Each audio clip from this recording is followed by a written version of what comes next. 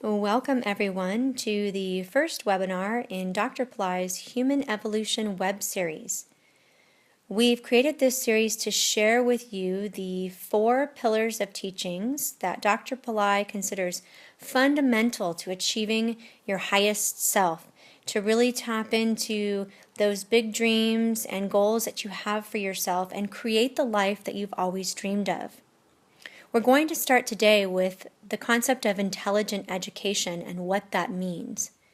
Now, Dr. Pillai's tool for tapping into intelligent education is called Phonemic Intelligence.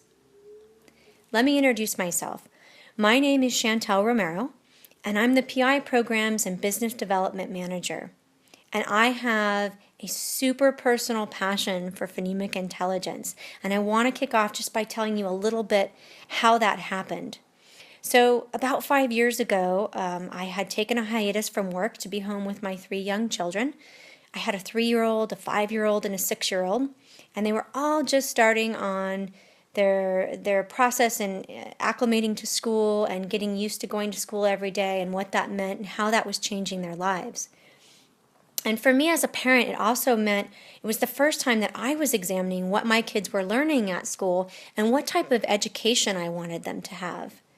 And as we all got used to this process and started asking ourselves a few questions, I started to realize that what I really wanted most for my kids was some type of holistic educational tool.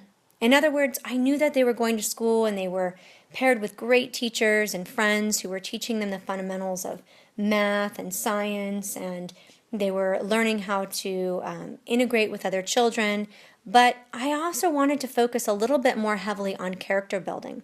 I wanted to teach them how to be self-confident, how to have good self-esteem, how to be compassionate and recognize how the way that they interacted with others in the world was meaningful. And I certainly didn't expect them to completely cultivate that at school. And I knew that I had a big part in that process with them, but I wasn't exactly sure what the right steps to take were to do all of those things because it felt like a really big job. And I had the great fortune at that time, I was working with the Tripura Foundation as a volunteer, and I had heard of the success that Tripura was having with phonemic intelligence technology in some of their Hope Learning Centers in India with kids who were really in underprivileged situations. And through my own good fortune, I inquired and I was given access to the phonemic intelligence technology and was allowed to use it with my kids at home.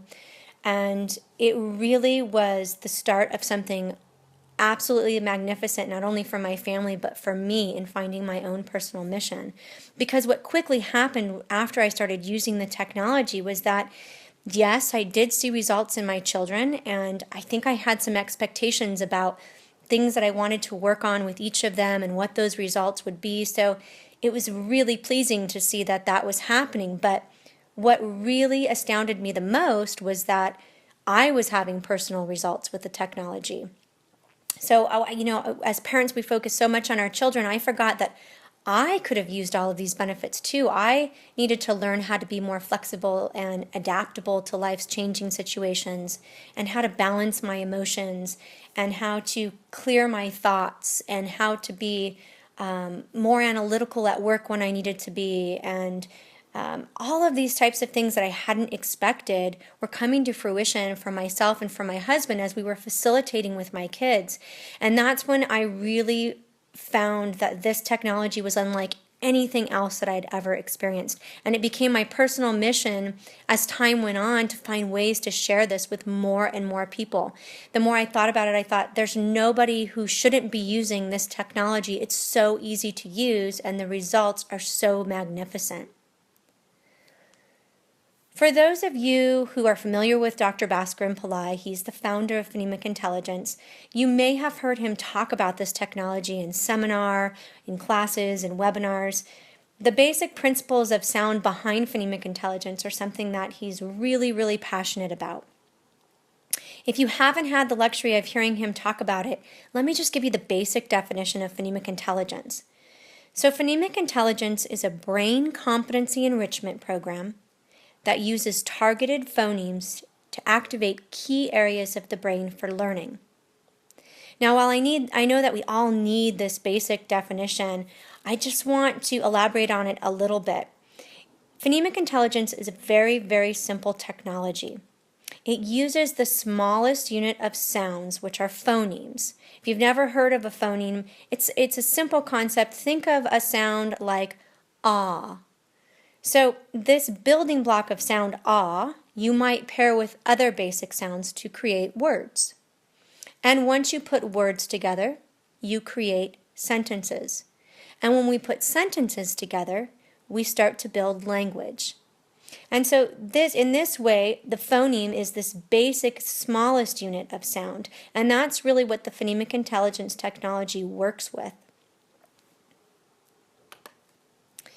I want to go into the philosophy of working with subtle sound at this level just a little bit because I think it's so important. I had the great privilege of sitting with Dr. Pillai a few weeks ago in a very casual setting, and we were talking about how to bring phonemic intelligence technology to you in a way that everyone can understand, even if you don't have a science background or science doesn't interest you, how you can understand how it works in the brain a little bit and why it's so important. So we're going to stop here for just a minute. I actually recorded what Dr. Pillai was relaying to me, and I thought there's no better way to share that message with you than to just let you hear it from directly from him. So let's listen to that now. One might wonder how the use of a simple syllable or vowel like R, E, and I could influence one's intelligence, one's understanding, comprehension, memory, etc. The philosophy behind or the science behind it is very simple. When you go deeper into physical nature, you see that the more subtler levels you penetrate into, there you have the highest intelligence and the highest energy. For instance, the atoms are powerful than gross matter like molecule or compounds.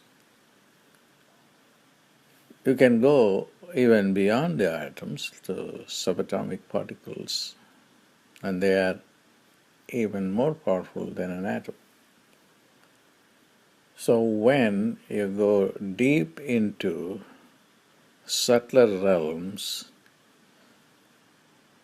power increases, energy increases, and intelligence increases. That's why we are now into nuclear medicine. We are also going into the space, which vibrates at a higher level than our earth plane, in order to make our travel more comfortable. If you apply this same logic to our communication system through words,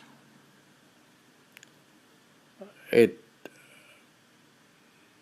exactly does the same thing. For instance, you use words which is comparable to molecular level in physics, the physical world. But if you use a syllable and not a word, it works like an atom. In other words, a word, or we can even start with a sentence, a word, and then just a syllable. The sentence is like an elemental reality, like a compound reality, which is in physics is not a powerful state. A word is a molecular, comparable to a molecular reality, which is more powerful than a compound. And a syllable is like an atomic reality, which is a lot more intelligent and a lot more powerful and energetic. Now you may ask, where is the proof? The proof came from our initial studies with the Brain Science International, where we found that this syllable or the bubble went and created a significant signature in the anterior cingulate, a part of the brain that is associated with intelligence, comprehension, and also social behavior, compassion, etc. And that study showed that it doesn't take too much time to create that signature in the brain. Even in seconds, you can activate that part of the brain that is associated with the higher intelligence, comprehension, and compassion. So, in order to have the highest intelligence, you don't need a sentence, you don't need big books. What you need is just a simple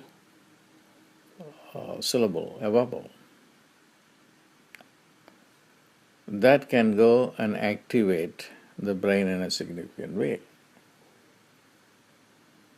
So that is the science behind using this syllable to enhance our brain functionalities.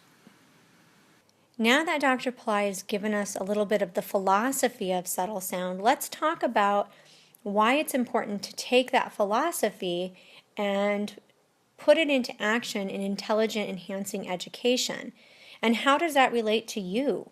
So I know when I hear the word intelligent, it's a little bit loaded for me because I think of the very book smart definition of intelligent. I think of somebody who is storing a lot of information in their brain, who perhaps processes figures and facts very quickly, and who has a large database of facts and figures to tap into. And that certainly is part of intelligence and part of what we move through as we acquire more academic intelligence. But we also have other levels of intelligence that are really important in terms of being a well-rounded, happy individual who is flexible and ready for life. And those can include your emotional intelligence, your social intelligence, and your behavioral intelligence. So most of our intelligence is dormant, meaning that even though almost all of the parts in our brain have some kind of activity going on in them, lots of times they're really still running short in comparison to how activated they could be, or how well they could all be synchronized to work together, because there's lots of different parts of the brain, and most of them work together in some way. So what are we doing with all of that stored natural intelligence that's laying dormant? Well, what we want to do with it is we want to unlock it. And this is really the key to reaching your highest potential. And your highest potential is really a very personal concept, whatever that is for you. Your highest potential, I think, for most people is a state of consistent joy, a state of consistent happiness, where whatever is needed for that, for your lifestyle and based within your own goals and your own life, you can reach that with ease and without struggle. So seeing our brain related to all of these things, seeing our brain as related to our emotions, and how well we create social relationships with friends or, with life partners, all of those things are part of brain function as well. I can tell you that for me, I have sat, I'll give you an example, with my children when they were young especially, and so close in age, and I'd be tired and my patience would be running low, and something might be a little chaotic, and all of a sudden I could hear my voice start to raise, and I could hear the words coming out of my mouth that were kind of the same repetitive coping mechanism I had always used. And internally I could say to myself, this is like not what I want to be doing right now. This is not really going to have any kind of lasting effect or improvement on this situation. But my brain was on autopilot. This was the way that I had trained my brain to cope. And it was the only way that I really naturally tapped into real quickly. And so it's just what happened in an automated way. And when I started using Phonemic Intelligence, one of the things that I really wanted to change was that impulse response to something that was really much more what I really wanted. I love to have an impulse response that seemed easy, but I wanted it to be more in line with what I imagined it should be and not what just came out on autopilot. So that would be an example of behavioral intelligence and how I really wanted to cultivate that. And so I think most people can relate when we start talking about those concepts as wanting to have them all working cohesively and being in control of them. And I think so often we forget that our brain is actually related to that. So let's talk about that one step further and the concept of sound science. So if you were to go to Google right now and you were to look up sound in the brain, you would find tons of information, because the concept of how sound works on the brain and how it's considered a scientific concept is not new. So you can even think casually how you've worked with sound. Almost everybody has heard a song that has affected them in a way where it maybe has a change in your emotions. It's maybe changed even physically how you feel. For example, I know when I go to the gym, I turn on a song that's really revs up my energy, gets my blood pumping, really makes me get ready to, sit on the bike and really ride as hard as I can. Now when I want to relax, I turn on entirely different kind of music. If I have friends coming over, I want to turn on a little jazz. It puts me in an entirely different emotional state, and I actually feel the difference in my body. So that's a really basic concept of my experience with sound. But you could go much, much deeper. So when you start getting into the science, if that interests you, the first thing that you're going to start to learn about is probably your brain.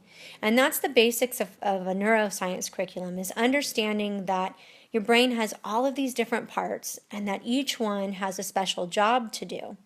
And that a large part of your brain and its functionality is how it works, the different parts work in partnership with each other. So let's just talk about some examples of some of these specific jobs. So certainly one part of your brain is probably more prepared to take care of organizing and planning activities, things that attempt to work in detailed ways. One part of your brain is in charge of cultivating compassion. Now that's surprising to a lot of people, I think, because people don't think about brain functionality when they think of compassion. They think of, your heart and your soul, and they think of emotional centers. But it's really important to educate ourselves that emotional centers stem from the brain. And so once we bring into our own level of awareness, whether you're interested in science or not, that this is all key to what you experience in your everyday life, the key understanding of your brain and its basic functionalities and understanding its relationship to your human experience is so, so super important if you ever want to tap into regulating that and activating it and really having it work for you. So beyond the oodles of science that you can find, and you're going to find if you go and you do this research, you're going to find lots of recent stuff too from really widely recognized institutions that are still even currently doing studies on sound. But we've done some preliminary study of our own to study the very specific phonemic principles that Dr. Pillai has experienced as having profound effect on the brain. And I want to take a little bit of time and just mention to you a study that was done in conjunction with Jay Gunkelman, who is an expert in EEG, and he's the founder of Brain Science International. We did this particular preliminary study in 2012, and basically what we did is we took EEG sensors and recorded brain activity while participants practiced the PI core technique. Now, there's several different technologies with which you can look inside your brain and see what parts of your brain are active and record your brainwave activity. So this is kind of the concept here of what we were doing while we were using our core phonemes in Dr. Pillai's technology. And basically, analysis showed, as we were looking at the brain, was something really profound. It was that not only were parts of the brain activated that we expected to be activated. In other words, when your brain naturally intakes sound, there's common knowledge of what parts of your brain will be activated.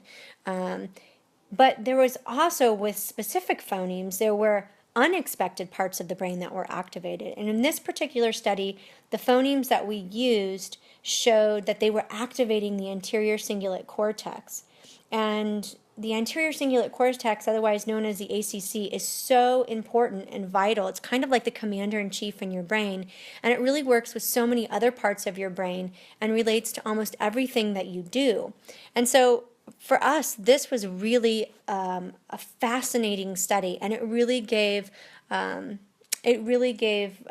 more backing to the fact that these phonemes were so powerful.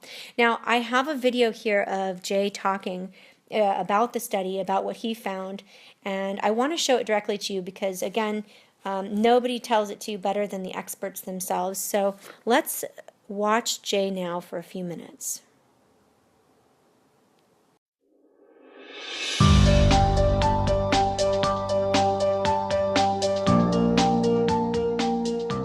So Jay, thank you so much for joining us too from San Francisco. And first, can you share with us your background and your expertise in EEG? Sure. This is my 41st year practicing in the field of EEG. And I quit counting at 500,000 records back in the 90s. And EEG is pattern recognition, so the more you see, the better you're able to see it. Right. And there are really only a handful of people that have seen that many EEGs. Most neurologists will get, in a busy medical center, 2 or 3 in a day, maybe 5 in a day. Right. So 500,000, that's a lot of days. Fantastic. So we had a laboratory that did 100 each day, and the numbers stack up very fast. So I have a lot of experience looking at the wiggly lines of EEGs. Luckily, these techniques have developed during my career, so instead of just looking at the wiggly lines, we now use fancy computer algorithms to draw maps of where content comes from. Historically, if you would have asked me, well, what's the likelihood of seeing the impact of a sound in the brain? Well, yeah, you'll probably see an impact in the primary auditory cortex. You see a little ripple in the pond of throwing the little pebble of sound in. But boy, it's pretty hard to hypothesize that you're going to have systematic impacts in more areas than just the primary area. And most traditional analysis would have only found that. Right. However, we're using modern computer technology and advanced science here. We actually did a technique called independent component analysis. We break the brain's activity into its component parts. Okay. And different locations are responsible for different things, and you'll see when we actually look at these components that the impact of these sounds is in fact felt everywhere in the brain, not just in the primary auditory cortex. So seeing a distinct response with a very limited number of individuals. Most of the time in science, you need a lot of people in a study because you're looking at one group and another group, and you have to separate the two groups. And the experimental effect is how strong that separation is. And usually you need 150 people, 50 people in order to see an effect at all. Right. We did a pilot study with 3 people. So if you would have asked me, what's the high probability of seeing a powerful effect, I would have said, well, pretty slim. We're going to need to collect more data before we can see an effect.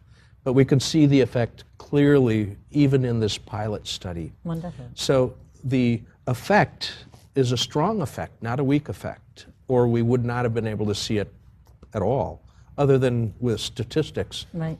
And you'll be able to see with your eyes, with no statistician, that these effects are there in the brain. Wonderful. In fact, we have a series of them created as images, Okay. so that we can actually look at them.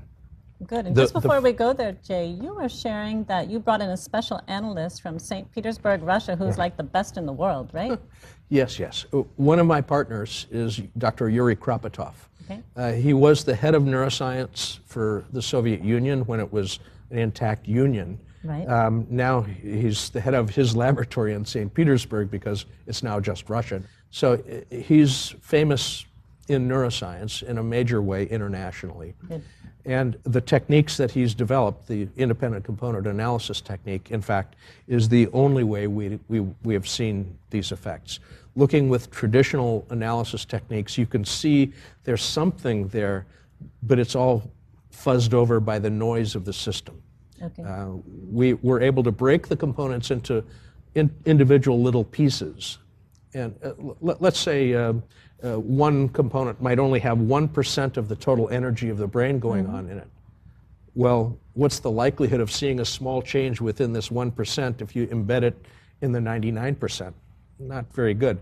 But we're able to look at it in isolation and see the differences between the sounds in each component in a very detailed way. Wonderful. We look forward to the images that Sure. you'll be sharing with us.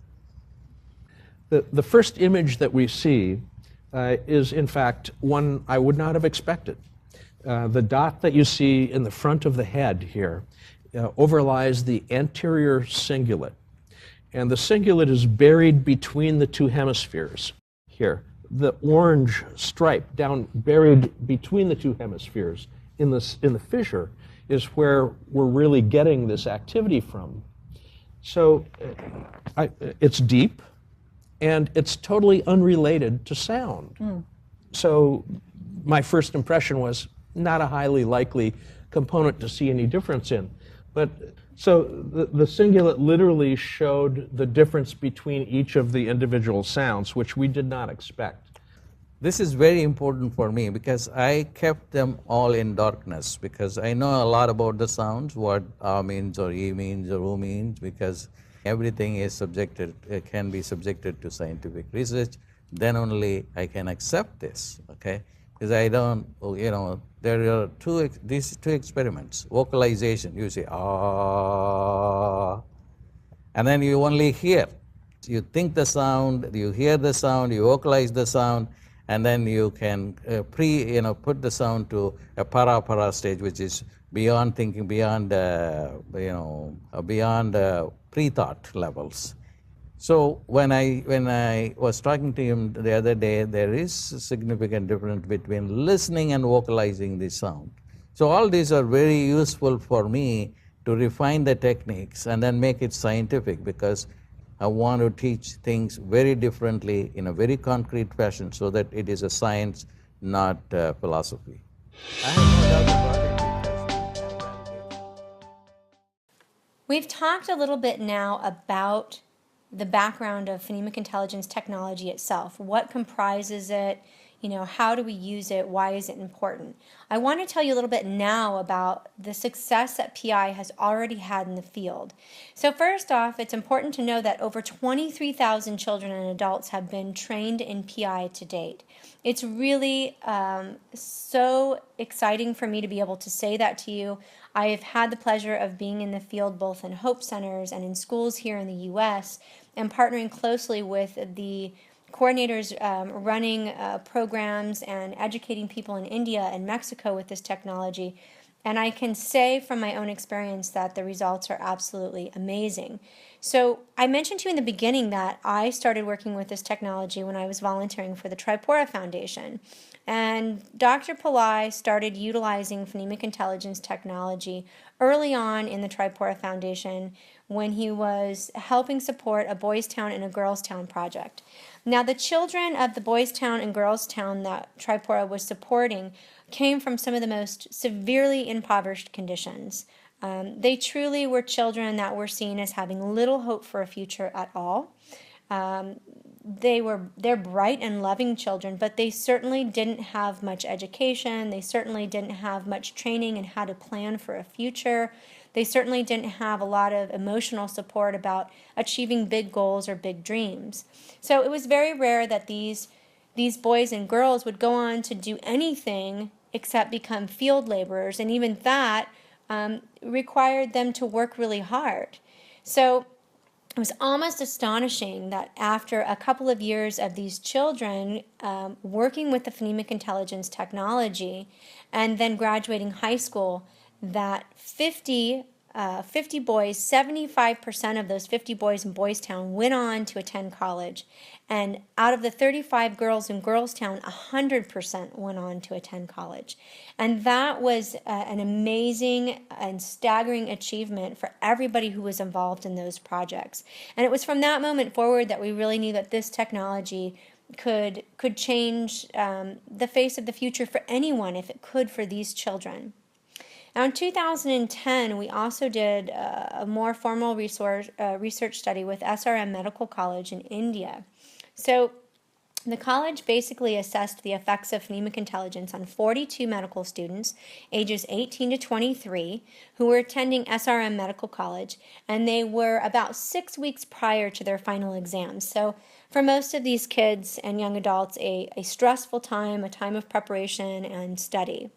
So what was used for the study was what they call a DHP, or Duke University's health profile. And they were evaluating these 42 medical students on this health profile, which is made up of 6 dimensions, 6 health dimensions. So their physical health, mental health, social health, self-esteem, dysfunction dimensions, which are anxiety, depression, pain, and disability, and general health.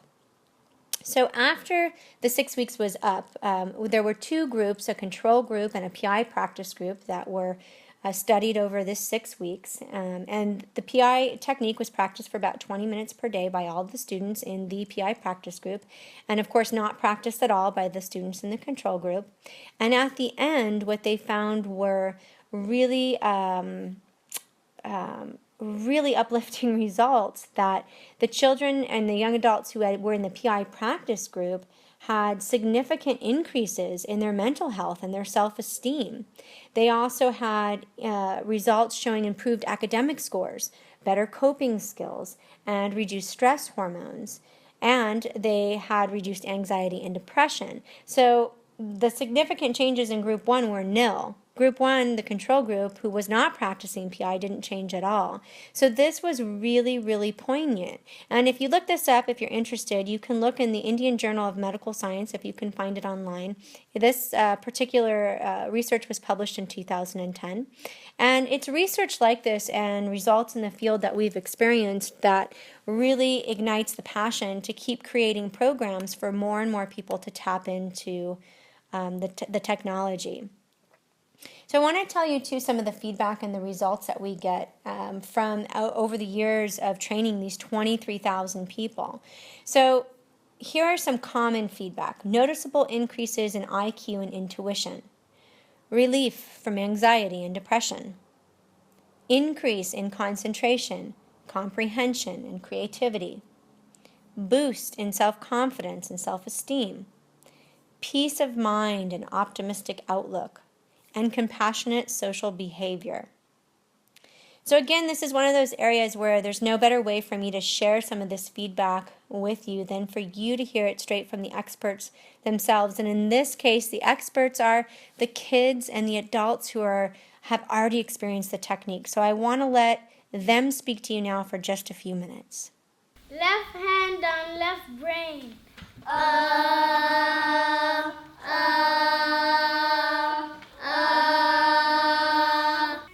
hand on forehead.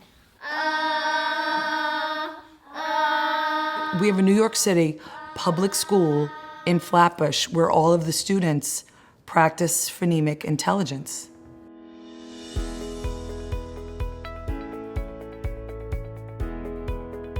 If I do it every day, then when I have homework, I can finish it faster because it helps my brain focus more. Phonemic intelligence is the only technology available that addresses this problem, that comprehension is a matter of brain functionality. You can improve the brain through this phonemic intelligence technology, thereby address this problem that has up until now remained a great challenge for educators. I mean, everybody knows what's going on in the world today. I think if more people were aware of self-regulatory practices as PI and chanting, yoga, those are all considered that same umbrella. I think if more people were open to taking in that practice, we'd probably have a lot more peace in the world. I have to say, I was a little bit hesitant at first, but you're drawn in as a community into it. When we started, one of my concerns was, oh my gosh, I have one more thing to do. That's going to take away from all of the other things I have to do. But I found that that wasn't the case, because once we got into it, it just took a few minutes, and everybody, including myself, was much more focused after that. I saw when we tried PI for the first time, the kids were really engaged. You know, it was really nice the way we introduced it, and the kids saw other kids doing it, you know, and they kind of liked it. And then we saw immediate results. Some of the kids who I felt were more, how should I say, active, they were able to be a little more focused. I think that the students have made it their own thing. And I think that if we as adults sometimes step out of the way and just let them go, they'll take it and run with it. When I first started PI, we had this math test, and I got every question correct, every single question. It helps my brain feel stronger. What I like is about PI is that when I'm really mad, it calms me down when I do it. It makes me feel I could do anything. It makes me feel like proud of myself to be like up there and say PI, because it makes me feel like that I know what it means and I'm an expert in it. Some people would like do it for one time, then like just give up on it because they don't see results right away. But like once you get used to it, then you would see like major results. It's been something amazing for me to witness the effect that to me is like a phenomena. And my personal mission is to make sure that every child has the chance to learn phonemic intelligence and have this personal tool for success. Now that you've seen some of the success that PI has had in the past, you probably understand why we have so many people writing in saying, you know, how can I use this technology? Where do I get it to be able to utilize it in my own home for myself and for my family? And as I mentioned to you in the beginning of our webinar, it's been my personal mission to really find ways to be able to do that and bring it to more people, because I know how it's changed my life. So one of the most common questions that we get when people say, you know, what kind of programs do you have for me, is how do I know if it's really right for me? And so I'd just like to start off by saying that phonemic intelligence is designed for everybody. You know, it is not a technology that has any boundaries, and that's why I love it so much. So I can tell you from my own experience that my son started using this when he was 3. I was able to facilitate it with him with good success. And as time went on, of course, he became more proficient, and it became something that he eventually could do even on his own. And so there are no hard and fast rules, you know. We also have, you know, elementary age children, teenage children, adults. We have seniors right now using this who are experiencing good results in, memory loss, tending to memory loss, and improving cognitive functioning. So it's really designed for use by all ages. It's super time efficient. It's one of the few programs that you'll engage in where you can build it into your routine because you really only have to carve out a little bit of time. And for most of us with very busy schedules, and I don't know anybody who doesn't consider themselves busy, that's really important. It's also easy to learn. Like I said, we have young children, seniors, everybody learning it. I've never heard a complaint about it's difficult to use or difficult to learn. There's no prerequisite training. You don't have to have a science background. If the philosophy behind it doesn't interest you, it's not necessary. What's important is just that you use it with consistency. And of course, it's flexible. So one of the things that was important to me was if I needed to work it into my life in a routine way, could it be flexible in terms of where I integrated it? So phonemic intelligence doesn't need to be practiced at any specific time of day or with any one specific. It has to be practiced just with consistency. And so often for me, I worked it into my routine for my kids and I by doing it in the car on the way to school because that was something that we did every day, or just about every day. And so it was a good part of a routine process, and it just started happening on autopilot. So also, some other things about PI that make it so applicable to everybody are all of those little factors that add up to really being able to digest it in an easy way. So all this talk about PI I know has been informational, but there is nothing that compares to knowing if PI is right for you, or having it, having your own relationship with it until you experience it for yourself. So that's one of the things that we talked about doing today, and I think it's time that we get to it.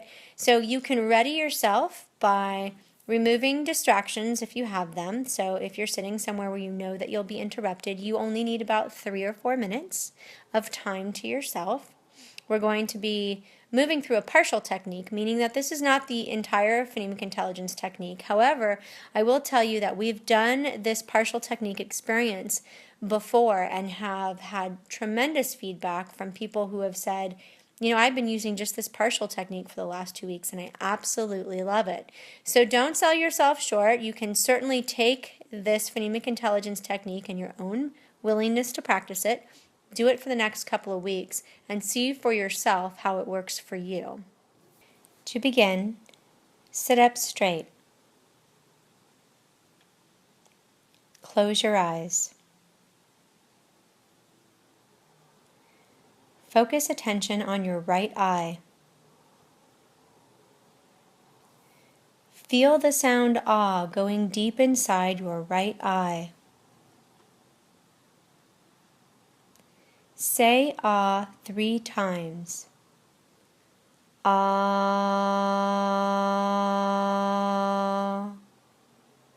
Ah.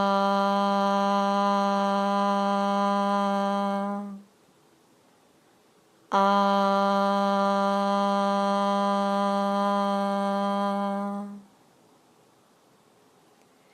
Focus attention on your left brain. Feel the sound ah going deep inside your left brain. Say ah 3 times. Ah.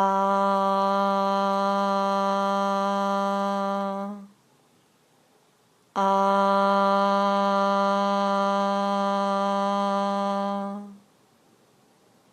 Ah.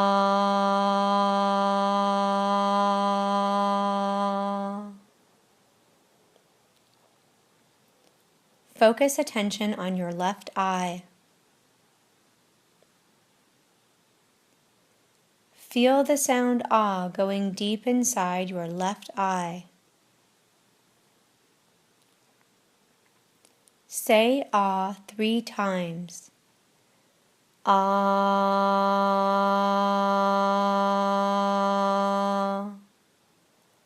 Ah.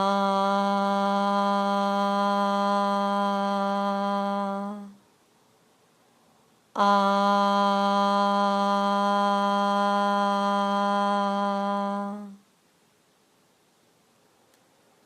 Focus attention on your right brain.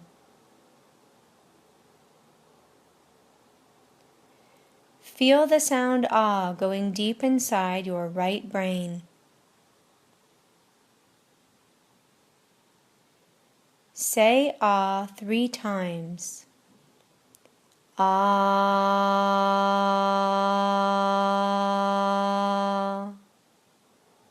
Ah.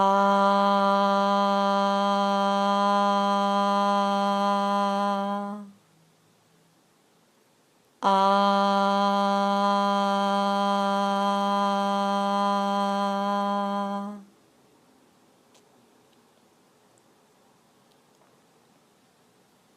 And relax.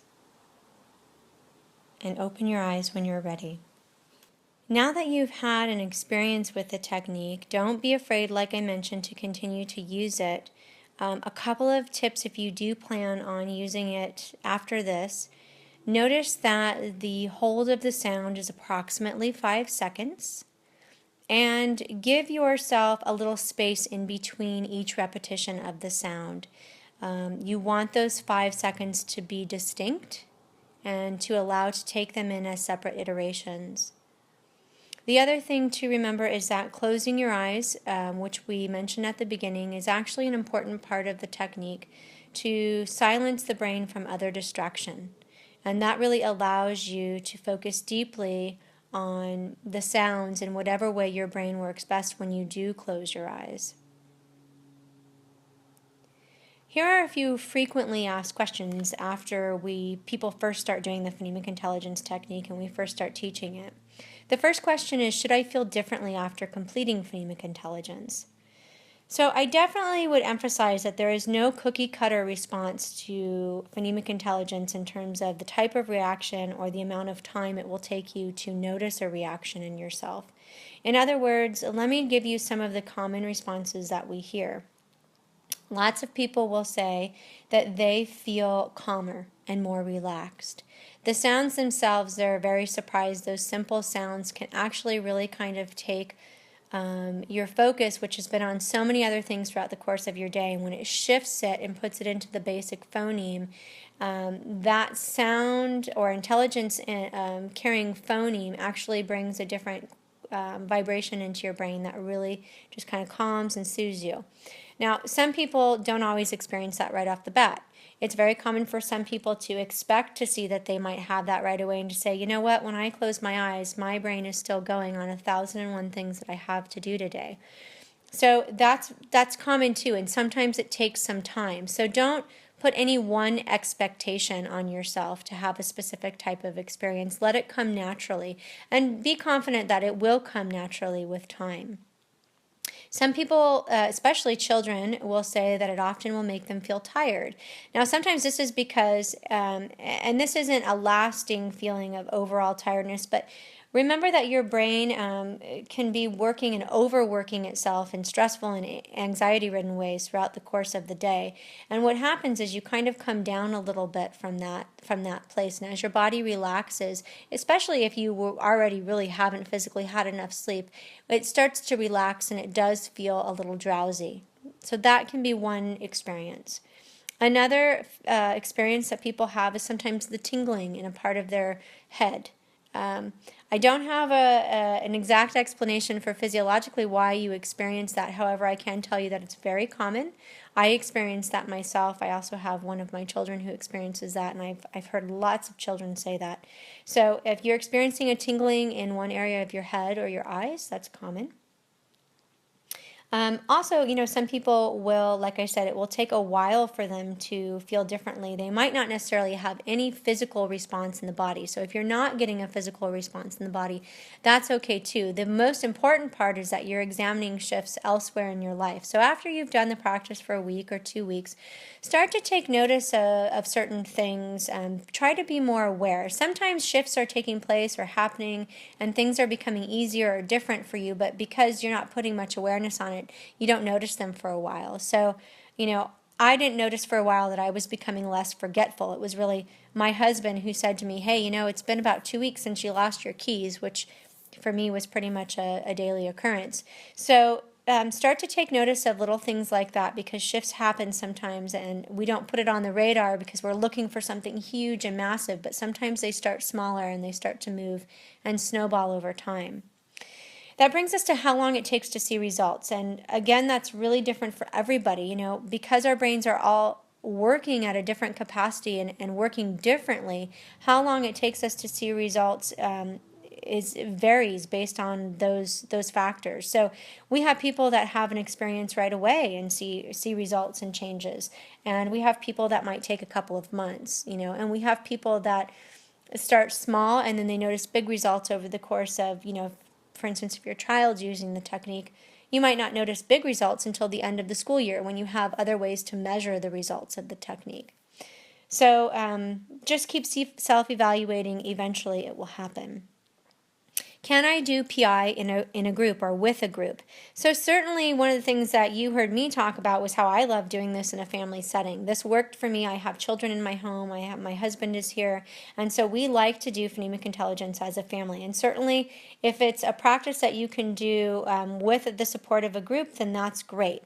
I want to reiterate to you that none of the training that will be provided in the phonemic intelligence programs that are now available for home study are designed to turn you into a phonemic intelligence facilitator or designed for you to use phonemic intelligence and teach it to a group of people. The program just doesn't include materials for that purpose. However, you certainly can teach it to, grandma or grandpa who comes in your house, or a brother or sister or a colleague who you want to share the results with and get other people excited about it. So I certainly encourage you to do that. And then hopefully in the future, we'll have other programs about learning to do phonemic intelligence as a facilitator with larger groups. Has anyone ever experienced negative results with PI? Interestingly enough, although this wouldn't have been a question I would have had, I've seen this one lots of times in the field, and I think it's because people have a concern that because we're working within the brain, that what if we don't do it right? What if the sounds actually overactivate something we don't want it to activate? Or what if they work on our brains and turn it into a negative experience? I can honestly say we have absolutely never had any of those types of results reported, nor has any of the studies that we have done or that anybody else has published I've seen talk about how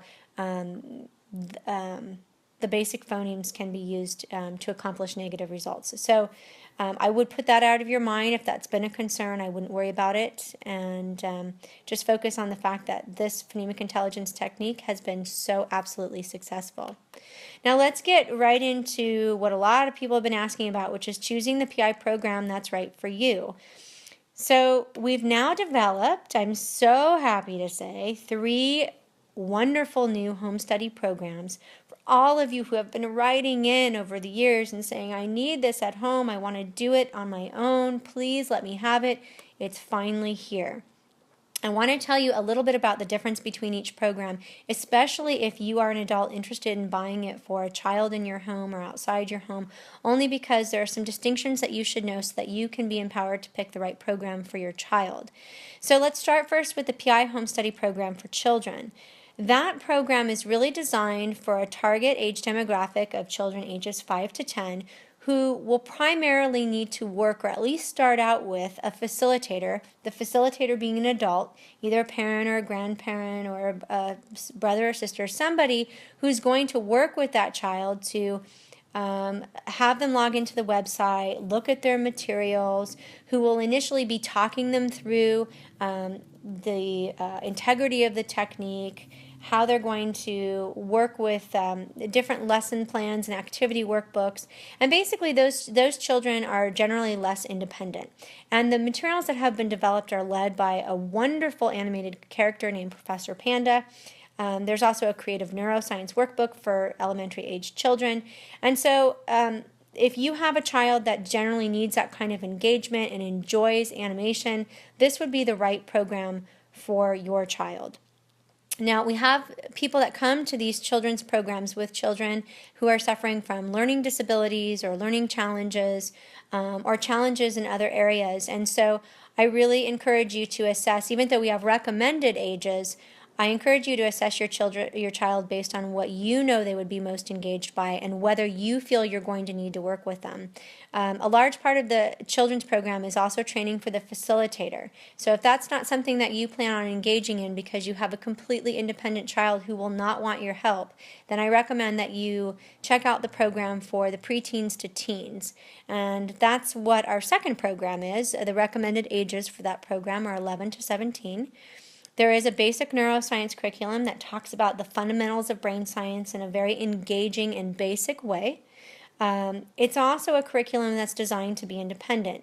So while you know already that the technology and the practice itself is very brief, there are supplements to engage your child in understanding the value of the program and what they're using it for. And there's also some tools to self-assess, especially for teens who are going through huge areas of growth in almost every way in their lives at this poignant age. Physical areas of growth, emotional, social.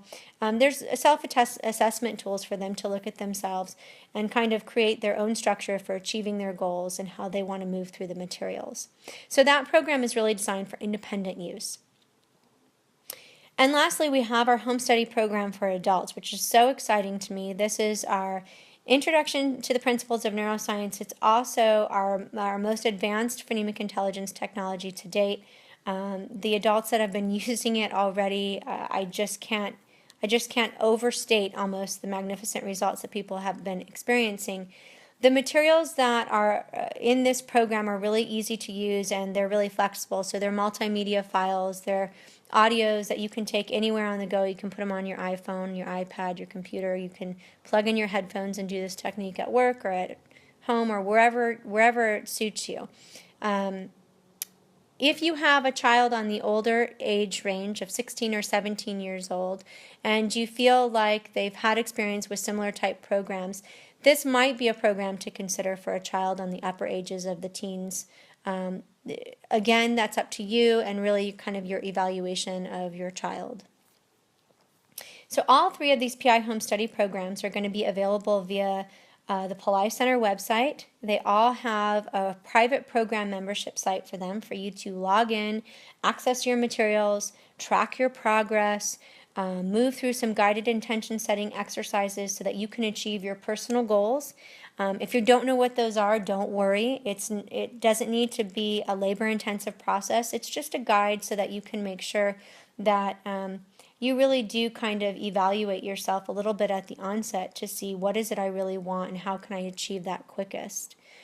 Of course, there's program support, and the most beautiful part about all of these programs is that they're self-paced. There will be recommended times that you work with each level of the phonemic intelligence technique, but of course you can do it at your own pace, and there'll be some good auditory instructions about how you can do that and how you can know when you're ready to move on to the next level of your program. So let's get practical for a minute. What's your investment? So anytime you invest in anything, there's a time investment, an energetic investment, and sometimes there's a monetary investment. So let's talk about what those things are for PI programs. So the time investment, for all three programs, no matter which demographic you fall into, the practice time for PI is about 10 to 15 minutes a day. Make sure that you can carve that out into your schedule or that you're committed to finding a way to carve it out into your schedule. Again, remember, it can be flexible, so it can already integrate with something that you already do. You need about 1 hour a week for the supplemental curriculum review. So there's support materials, like I said, about the neuroscience. There's auditory lectures and lessons for you to listen to. There's workbooks, there's FAQs and teaching tips, and things that we think that you'll find engaging. While none of that is mandatory, we do feel that it enhances the experience and your understanding of how PI is working for you. So if you have that time, we recommend that you put that into your schedule as well. The energetic investment. Of course, there's no prerequisite training. That's one of my favorite parts. Move at your own pace. So if you find that some people find that they move through the advanced levels of the technique very quickly. Some people will be doing this technique 2-3 times a day. Some people just the minimum of once per day. So you can move at the pace that's right for you and your schedule. The most important thing is that you stay just consistent with a daily practice. The monetary investment. So Right now, kicking off today, we're going to be actually having a pre-registration special. The price starting today through February 7th, it'll expire at midnight on February 7th, is $297. The regular price for the program, which actually releases on February 8th, meaning if you purchase the program now today, you'll be able to take advantage of the price for $297, but you'll actually get access to the program on February 8th. If you wait until the program actually releases, the regular price of the program is $369, and we're trying to make that digestible by also offering a 2-part payment plan. If you'd like to take advantage of that, the first payment is $200, and the second payment is billed automatically 30 days later for the additional $200. I want to emphasize to you just before we move into our Q&A this date of February 8th, only because the savings are significant if you register within a week. You don't have to do it today. You do have a week to do it, but you might want to put this date on your calendar. I know I've got it on mine. $297 in comparison to a lot of other programs that I registered my kids for or myself for. I have to say it's an incredible value for everything that you get with this program, not only the support, but also the additional supplemental curriculums and ways to really make this program work for you. We're going to move in now into a Q&A session. I want to be able to answer as many questions as possible in the time that we have allotted. Please remember that if you put a question in and we can't get to it today, that you can always write into support@phonemicintelligence.org and put your question there, and we'll make sure that we do our best to get back with you within 2 working days. Please make sure that if you have questions about the programs themselves and determining which program is best for you, that you do it within this week so you can receive the discounted price during pre-registration. During our Q&A process, I'm also going to put up on the screen a few testimonials for you. These are testimonials from some of our school programs and some of our teachers and facilitators who have been using the technology for quite some time. If you have the time to take a minute and read those, I think they're a wonderful testament to what Phonemic Intelligence is doing for so many people. If you don't stay on for the Q&A, thank you so much for being here. I really appreciate walking through Phonemic Intelligence with you, and we'll talk with you again soon. Thanks so much.